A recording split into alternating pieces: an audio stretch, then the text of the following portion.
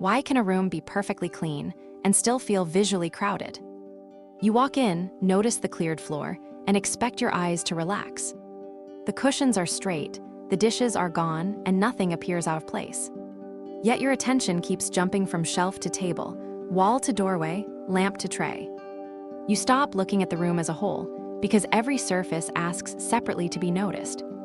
This is not ordinary mess. It is visual fragmentation, too many small signals receiving nearly equal importance. So why does cleaning remove dirt without always removing the feeling of busyness? Because cleanliness controls whether objects are misplaced, not how strongly they compete. A room can be tidy while its colors, edges, labels, patterns, and decorations remain fully active.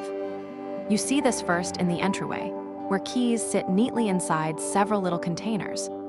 A framed print, a mirror, wall hooks, shoes, and a narrow console all occupy the same view. Nothing is scattered, but nothing is quiet either. Each object has a place, yet the eye cannot tell which place matters most. You move into the living room and find the same invisible pressure. Small cushions repeat different colors, the rug introduces another pattern, and shelves divide into dozens of compartments. Books stand upright beside candles, bowls, souvenirs, plants, and several tiny framed photographs. The arrangement may be careful, but care alone does not create visual rest. Order can organize objects without organizing attention. What happens when every object is allowed to speak at the same volume? Your eyes begin scanning instead of settling. They follow contrast, dark against light, shiny against matte, patterned against plain, crowded against empty.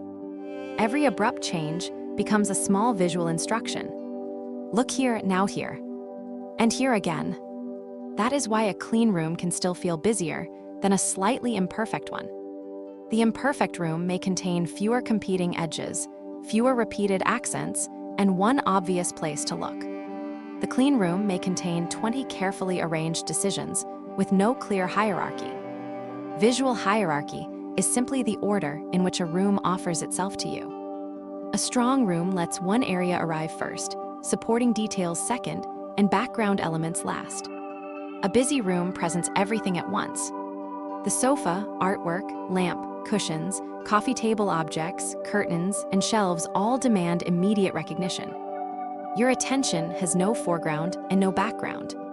Can a room feel crowded even when there is plenty of physical space?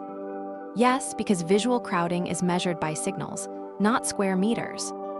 A large wall filled with many small frames can feel denser than one substantial artwork. A long counter lined with tidy appliances can feel more active than a smaller counter with one grouped station. An open bathroom shelf can appear busy even when every bottle forms a perfect row. The labels remain readable, the caps repeat, and the colors break the surface into small pieces. In the bedroom, folded clothes on an open rack may be organized by type and still keep daytime activity visible. Patterns on bedding, curtains, rugs, and cushions may each be attractive while competing across the same field. The issue is rarely one bad object. It is the accumulation of separate edges, separate colors, separate categories, and separate focal claims. Your eye does not read intention directly. It reads contrast, repetition, spacing, scale, and interruption. When similar objects are scattered, each creates a new destination. When they are grouped, the eye reads one larger shape instead of many smaller demands. This is why 3 bottles on 3 surfaces feel busier than 6 bottles contained on one tray. What changes when the room begins to form larger visual shapes? The furniture becomes easier to understand as a composition rather than a collection. A row of books becomes one calm block when their height and color relationships feel continuous. Several countertop tools become one working zone when they share a boundary. Small frames become one wall composition when their spacing follows a visible rhythm. Grouping does not hide life. It gives life a readable structure. The same principle applies to color. A room becomes restless when accent colors appear in isolated, equally strong fragments. A terracotta cushion, blue vase, yellow book, green lamp, and red print pull attention in different directions. Would removing every colorful object solve the problem? Not necessarily, because visual quiet is not the absence of personality. It is the presence of relationship. Repeated colors feel calmer when one leads, another supports, and the strongest accent appears deliberately. Materials behave the same way. Too many isolated finishes create tiny transitions: glass, chrome, wicker, marble, brass, lacquer, raw wood. Each finish may be beautiful, but constant change prevents the eye from forming a stable surface. Now imagine the room after a few objects are removed, but the deeper pattern remains unchanged. It may look emptier and still feel busy. Why? Because subtraction only helps when it reduces competition, strengthens grouping, or clarifies the focal order. The real shift begins when you stop judging the room only by cleanliness. You begin noticing where your eye lands first and what interrupts it next. Perhaps the artwork should lead while the shelf becomes quieter.